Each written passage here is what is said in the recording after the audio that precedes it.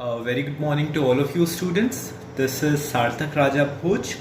हम लोगों ने 2 लेक्चर पहले अपना हिस्ट्री स्टार्ट किया था with chapter number 1 looking into the past. हम लोग पेज नंबर 1 और पेज नंबर 2 का हम लोग मेजर पोर्शन कवर कर चुके हैं. हम लोग ये छोटा सा एक जो पोर्शन रह गया है सेकेंड पेज का क्लूज टू द पास्ट, ये हम लोग कवर करेंगे और फिर हम लोग नेक्स्ट पेज में मूव करेंगे.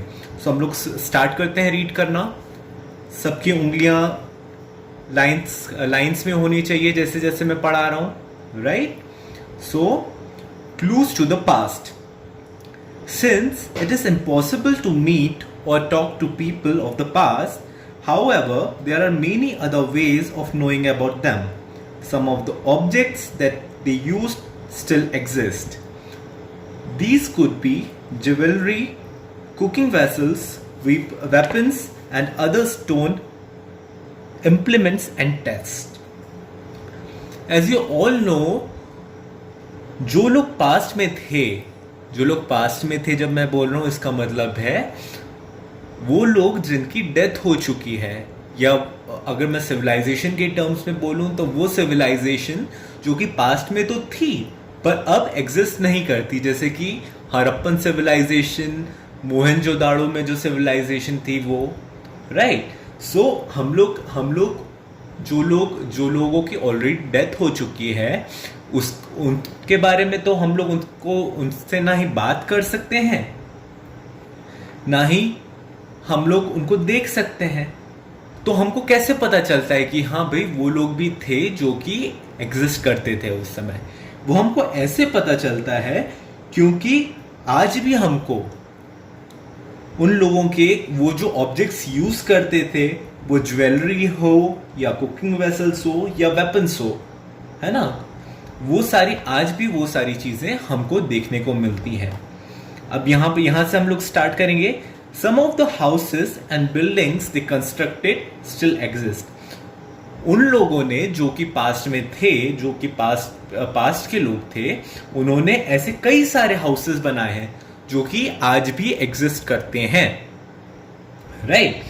We often find them buried deep under the ground underneath a lot of mud, stones and other debris. वो जो हाउसेस हैं हमको तो नहीं दिखता कि पड़ोस में हमको तो वैसे हाउसेस नहीं दिखते. सो हाउसेस है कहाँ आखिर? वो क्या होता है, समय के साथ साथ चीजें अंडरग्राउंड होने लगती है. क्यों? क्योंकि उसके ऊपर और जो सॉइल की, मिट्टी की अलग अलग लेयर्स बैठते जाती हैं. सो क्या होता है, वो जो हाउसेस जो थे उस जमाने के, वो क्या हुआ कि वो दब गए समय के साथ साथ जमीन के अंदर, है ना. Under a lot of mud, stones and other debris. पत्थरों के बीच में दब गए वो उस ग्राउंड में दब गए. और यहां पर एक टर्म यूज हुआ डेब्रिस. डेब्रिस मतलब होता है remaining waste.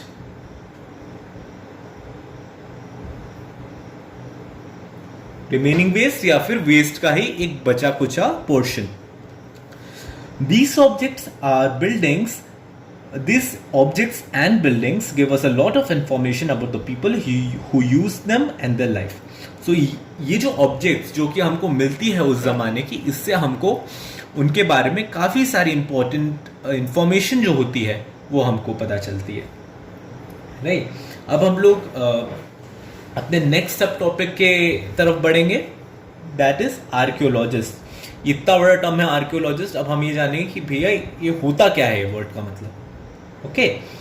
So ordinary people can not go around digging up places to see what objects और buildings are buried underneath. However there are people who do this kind of work and they are called archaeologists. ARCHAEOLOGISTS. Archaeologist. So मैंने जैसे कि बताया कि जो पुराना जो सामान, जो हाउसेस वगैरह जो होते हैं, या उनके जो ऑब्जेक्ट्स होते हैं, या जो वेपन्स होते हैं उनके, वो क्या होता है, समय के साथ साथ दब जाते हैं जमीन के अंदर. तो आप और मैं तो उसको खोजते हुए नहीं निकलते कि भैया हाँ वो पुराने ज़माने के हड़प्पन सिविलाइजेशन का एक वेपन मिलेगा हमको यहाँ पर। हम तो खोजते हुए नहीं जाते ढूंढने के लिए उसको। तो वो लोग कौन वो लोगों को खोजते हैं, कौन होते हैं वो लोग जो इन सारी चीज़ों को पता करते हैं? वो होते हैं आर्कियोलॉजिस्ट।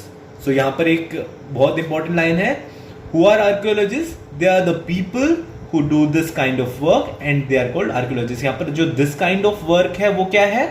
यहाँ पर this kind of work को बोल रहे हैं डिग करके मतलब खोद करके चीजों का पता लगाना। जो चीजें अंदर गड़ी हुई हैं उसको निकाल करके जो लोग लाते हैं उनको हम लोग बोलते हैं archaeologist. Okay, their work is to find objects, buildings and other clues that provide some kind of information about the past। अभी ये जो आर्कियोलॉजिस्ट भाई साहब लोग जो होते हैं इनका वर्क क्या होता है? इनका वर्क होता है कि ऐसे ऑब्जेक्ट्स खोज के निकालना या ऐसी बिल्डिंग्स खोज के निकालना जिससे कि हमको पास्ट के बारे में और भी ज्यादा इंफॉर्मेशन मिले। ओके, अब आगे बढ़ते हैं हम। When archaeologists dig up places to find out about the past, it is called excavation। अच्छा, अब ये जो प्रोसेस होती है, जब वो जो आर्कियोलॉजिस्ट हो रहे हैं कि जब वो चीज़ों को ढूंढने के लिए किसी चीज़ को खोदेंगे, तो ये जो प्रोसेस जो होता है डिग करने का या चीज़ों को निकालने का, है ना, इस प्रोसेस को हम लोग क्या बोलते हैं? एक्सकेवेशन। इंपॉर्टेंट टर्म है आपका, तो आप सब लोग इसको याद रखेंगे। और इसकी स्पेलिंग भी, स्पेलिंग क्या है इसकी? EXCAVATION, excavation। The place which they dig is called the excavation site। और जिस जगह में वो खोद करके या डिग करके चीज़ों को पता निकालने की कोशिश कर रहे होते हैं उस साइट को हम लोग बोलते हैं एक्सकेवेशन साइट। जैसे कि यहाँ पर एक आपको पिक्चर दिया हुआ है, अगर आप देख पा रहे हैं तो यहाँ पर कुछ लोग हैं जो कि यहाँ पर खोद करके कुछ चीज़ का पता लगाने की कोशिश कर रहे हैं। यहाँ पर आप देख पा रहे होंगे, यहाँ पर वॉल्स दिख रही हैं, यहाँ पर स्टेयर्स दिख रहे हैं। ये सब उन्होंने खोदा है और उनको पता चला कि हाँ ऐसी चीज़ें भी हुआ करती थी जो कि आज ज़मीन के अंदर गड़ी हुई है। तो ये जो लोग हैं हम लोग इनको क्या कहेंगे? इनको हम लोग कहेंगे आर्कियोलॉजिस्ट। ठीक है, ये जो प्रोसेस जो चल रही है वहाँ पर जो लोग डिग कर रहे हैं उसको क्या कहेंगे हम लोग? उसको कहेंगे हम लोग एक्सकेवेशन। और जिस जगह पर वो लोग खोद रहे हैं उसको हम लोग कहेंगे the excavation site. Is that clear? Okay, अब हम लोग आते हैं हिस्टोरियंस पे। Historians, HISTORIANS, historians। Historians are people who study history and have done extensive research on the subject। Historians कौन होते हैं? हिस्टोरियंस वो लोग होते हैं जो कि हिस्ट्री के बारे में स्टडी करते हैं और उनको इस सब्जेक्ट के बारे में काफ़ी नॉलेज होता है क्योंकि उन्होंने काफ़ी सारा रिसर्च वर्क किया हुआ होता है उसके ऊपर, right. They often may right books about the people and events of the past. ये लोग क्या करते हैं? ये नॉर्मली जब उनको इतना सारा नॉलेज आ जाता है पास्ट के बारे में, उन्होंने क्योंकि इतना पढ़ा है उसके बारे में और उन्होंने इतना रिसर्च किया है उस टॉपिक के बारे में, तो वो लोग क्या करते हैं? वो लोग नॉर्मली इसके बारे में बुक लिखते हैं, है ना, और उसमें कोशिश करते हैं ये समझाने की कि जो पास्ट के जो इवेंट्स है उसमें क्या हुआ होगा। जैसे कि हम लोग ये बुक पढ़ रहे हैं, ये भी बुक किसने लिखी होगी? हिस्टोरियन ने लिखी होगी। उसने ये जो टॉपिक है हमारे जो फर्स्ट जो चैप्टर है इसके बारे में काफ़ी सारी रिसर्च की होगी, है ना, और फिर वो ये सारे फैक्ट्स वो हमारे सामने लेकर के आया। They also make use of information collected by archaeologist in order to understand and explain the past. अब जैसे कि हमने पढ़ा कि जो हिस्ट्री को जो पढ़ता है जो बंदा जो उसके बारे में एक्सटेंसिव स्टडी करता है उसको हम लोग हिस्टोरियंस बोलते हैं। सो कई बार ऐसा होता है कि आपके पास कोई इंफॉर्मेशन नहीं है हिस्टोरियन के पास, तो वो क्या करेगा? अगर आपको जैसे किसी चीज़ के बारे में जानना है, अगर पुराने वेपन्स के बारे में जानना है आपको, तो वो क्या करेगा? वो जाकर के एक आर्कियोलॉजिस्ट से मिलेगा जिसको जिसको उस वेपन के बारे में पता है। क्यों? क्योंकि उसने उसको एक्सकेवेट करके निकाला है और उसको खोजा है ना। तो इस तरीके से हिस्टोरियंस और आर्कियोलॉजिस्ट एक दूसरे की हेल्प कर सकते हैं या हेल्प लेते हैं। ओके, अब हम लोग नेक्स्ट टॉपिक में आएंगे, वो है information, important sources of information. Important sources of information, artifacts, monuments, biographies that provide us with information about the past are called sources of history. Sources of history क्या क्या होते हैं? हम लोग ऐसी कौन सी चीजें हैं जिसको हम लोग एक एज अ सोर्स ले सकते हैं हिस्ट्री का, कि हाँ भैया हमने ये जो हिस्ट्री लिखी ये हमने इस बेसिस पे लिखी कि ये चीज़ें अवेलेबल थी, तो हमको जाकर के पता चला कि हाँ ऐसी चीज़ें रही होगी और इसके बेसिस पे हमने ये पूरा का पूरा एक चैप्टर लिख दिया। तो वो चीज़ें हैं आर्टिफैक्ट्स, मॉन्यूमेंट्स, आपको पता है ताजमहल और लाल किला और काफ़ी सारे और मॉन्यूमेंट्स हैं।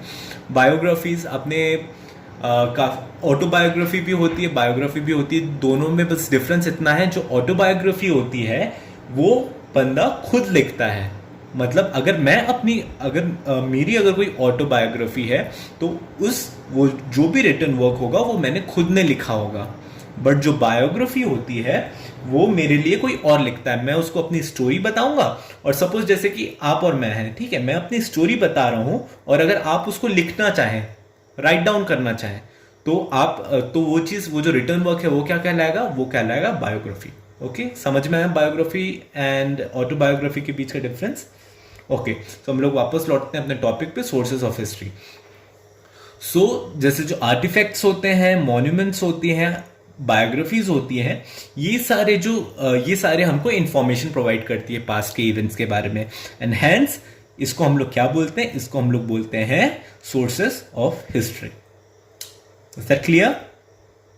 Okay, objects of daily use found at excavation sites. ठीक है, डेली यूज के ऑब्जेक्ट्स जो कि हमको एक्सकेवेशन साइट्स में, एक्सकेवेशन साइट मैंने अभी बताया आपको क्या होता है, जहां पर जो आर्कियोलॉजिस्ट होते हैं एक्सकेवेट करके या डिग करके चीजों को निकालते हैं। तो अब हम लोग देखेंगे ऐसे कौन कौन सी चीजें हैं जो कि नॉर्मल यूज की, जो कि हमको एक्सकेवेशन साइट से मिली। These include cooking utensils, tools for grinding and cutting, jewelry, weapons for hunting and toys. They give us an idea of what the people ate, how they dressed, what kind of work they did, what their daily life was like, and what kind of entertainment they had. So, आपको जब archaeologist जब excavate किया, जब उन्होंने किया excavate, तो उनको काफ़ी सारी चीज़ें मिली। जैसे कि उनको यूटेंसिल्स मिले जिसमें कि वो लोग अपना, जो पुराने समय के जो लोग थे वो फूड को कुक किया करते थे। उनको काफ़ी सारे टूल्स मिले जो कि वो लोग अपने वेपन्स को शार्प करने के लिए, आप जानते होंगे भाला को शार्प करना है तो उनको वेपन्स की ज़रूरत, उनको टूल्स की ज़रूरत होगी, राइट। वो हमको काफ़ी सारे मिले। हमको उस समय की ज्वेलरीज मिली, ठीक है, कि उस समय के लोग ऐसी कौन सी चीज़ें थी जो कि पहना करते थे, आभूषण कौन से आभूषण थे जो कि पहना करते थे। देन वो वेपन्स जो कि वो लोग हंट करने के लिए मतलब एनिमल को मारने के लिए, क्योंकि आप जानते हैं कि जो पुराने के समय के जो लोग थे वो लोग हंटर एंड गैदरर्स थे। तो वो लोग क्या किया करते थे, एनिमल्स को वो लोग हंट करते थे और उसी से अपना पेट भरा करते थे। तो उसी के हंटिंग टूल्स हो गए। टॉयज, आप सभी के पास टॉयज होंगे, है ना। तो ये सारी की सारी चीजें हमको मिली, और इन सारी चीजों से हमको क्या पता चलता है? हमको ये पता चलता है कि उस समय के लोग क्या खाया करते थे, या किस तरीके से उनका पहनावा क्या हुआ करता था, या पोशाक क्या हुआ करती थी उनकी, या फिर वो लोग क्या काम किया करते थे, है ना। उन लोगों का जो डेली लाइफ का जो रूटीन होता होगा वो कैसा होता होगा, और उन लोग एंटरटेनमेंट कैसे किया करते थे। हम लोग तो आज टीवी देख करके एंटरटेनमेंट कर लेते हैं अपना, बट उन लोगों के समय तो टीवी होता नहीं था, तो वो लोग कैसे करते होंगे। ये सारी की सारी चीजें हमको एक्सकेवेशन साइट से जो हमको जो ऑब्जेक्ट्स मिले उससे हमको पता चलते हैं। अब ये ब्लू बॉक्स दिख रहा है, ये भी मतलब एक इंपॉर्टेंट चीज होगी, इसको अब हम लोग पढ़ते हैं। Archaeologist and historians similarities and differences. हमने दो टर्म्स यहां पर पढ़े, एक था आर्कियोलॉजिस्ट और दूसरा था हिस्टोरियन। तो अब उसने बोला है कि अब हम लोगों को यहां पर हम लोग पढ़ेंगे कि इन दोनों जो टर्म्स हैं इसमें क्या क्या सिमिलैरिटीज होती है और क्या क्या डिफरेंसेस होते हैं। Okay okay, so the similarity between archaeologists and historians is that both are involved in studying and understanding the past. जो पहली सिमिलैरिटी हमको जो देखने को मिलती है आर्कियोलॉजिस्ट और हिस्टोरियन के बीच, वो ये है कि वो जो दोनों लोग जो हैं वो पास्ट को स्टडी करते हैं और उसको समझने की कोशिश करते हैं, है ना। आपने देखा जो हिस्टोरियन होता है वो हिस्ट्री को पढ़ता है और history is a study of past, तो वो भी पास्ट को पढ़ रहा है। और जो आर्कियोलॉजिस्ट जो होता है वो भी जब चीजों को डिग करता है, एक्सकेवेट करता है, तो वो क्या पता लगाने की कोशिश करता है, वो पता लगाने की कोशिश करता है कि पास्ट में क्या हुआ होगा, right. So what is the difference? ये हमने पहले सिमिलैरिटी देखी कि वो दोनों के दोनों पास्ट को स्टडी करते हैं और उसको समझने की कोशिश करते हैं। The work of an archaeologist is collecting material evidence. Archaeologist का काम क्या होता है? आर्कियोलॉजिस्ट का काम होता है मटेरियल एविडेंस को ढूंढना, मतलब सॉलिड एविडेंस को ढूंढना, है ना। About the past, when we say material evidence, we mean objects like tools, books, statues, jewelry, houses, which we can actually see, touch and feel. अब ये जो मटेरियल एविडेंस जो मैंने बोला, ये क्या होते हैं? ये मटेरियल एविडेंस, मटेरियल एविडेंस मतलब होता है ऐसे एविडेंसेस जिसको हम लोग देख, छू और फील कर सकते हैं, जिसको हम लोग देख सकते हैं, छू कर सकते हैं और फील कर सकते हैं। जैसे कि अगर कोई टूल आपको मिलता है, सपोज ये बहुत पहले जमाने का अर्ली मैन का एक टूल है ना। सो जो आर्कियोलॉजिस्ट जो होगा वो ये ढूंढने की कोशिश करेगा कि भैया वो एक मेरे को ये देखना है, पेन टाइप की कोई चीज है जो कि उस जमाने में लोग यूज किया करते थे, है ना। तो इसको हम लोग बोलते हैं मटेरियल एविडेंस। सो आर्कियोलॉजिस्ट क्या करता है? वो टूल्स ढूंढने की कोशिश करता है, बुक्स ढूंढने की कोशिश करता है, स्टैच्यूज आप सब जानते हैं क्या होता है, मूर्तियां, ज्वेलरीज भी आप सब समझते हैं, हाउसेस, अगर उस समय के लोग जाहिर सी बात है घर में रहा करते होंगे, घर हो सकता है हमारे जितने मॉडर्न ना हो, है ना, बट किसी तरीके एक छत तो होगी एटलीस्ट, तो वो चीजें ढूंढने की कोशिश करेंगे आर्कियोलॉजिस्ट, राइट। अब हिस्टोरियन के बारे में पढ़ते हैं। Historian, on the other hand, studies the past with the help of interesting evidence. Therefore, during the course of his work, he makes use of material evidence that has been gathered by archaeologists. He examines primary sources, texts, artifacts, and other material from the time period. अब historian का काम क्या होगा कि जो archaeologist ने जो material evidence जो इकट्ठा किया है पास्ट के बारे में, अब जो हिस्टोरियन होगा उसका काम इसके बाद से शुरू होगा। हिस्टोरियन उस मटेरियल एविडेंस के बारे में और ज्यादा एक्सटेंसिव रिसर्च करेगा और एक्सटेंसिव स्टडी करेगा उन सबको, और अपना एक थीसिस के साथ आएगा। वो थीसिस मतलब उसको क्या लगता है कि कैसा रहा होगा, है ना, उसका आइडिया को बोलेंगे हम लोग थीसिस। ओके, सो ये आपको बेसिक डिफरेंस समझ में आ गया आर्कियोलॉजिस्ट और हिस्टोरियंस के बीच में। आई गेस समय अब हो चुका है हमारी क्लास एंड करने का। तो अगर आई गेस ये बहुत ही छोटा सा हमने 3 चीजें आज पढ़ी, आर्कियोलॉजिस्ट के बारे में पढ़ा, हिस्टोरियंस के बारे में पढ़ा, है ना, फिर हम लोग ने सोर्सेस ऑफ हिस्ट्री हम लोग किसको बोलते हैं उसके बारे में पढ़ा, हम लोग ने मटेरियल एविडेंस क्या होता है हमने उसके बारे में पढ़ा। ये छोटी छोटी सी हमने चीजें पढ़ी।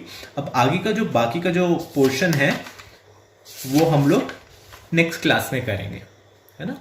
तब तक के लिए आप लोग सब लोग इसको अच्छे से रीड कीजिए, और अगर कोई भी डाउट होता है तो आप लोग मुझसे पूछ सकते हैं। So thanks, bye bye.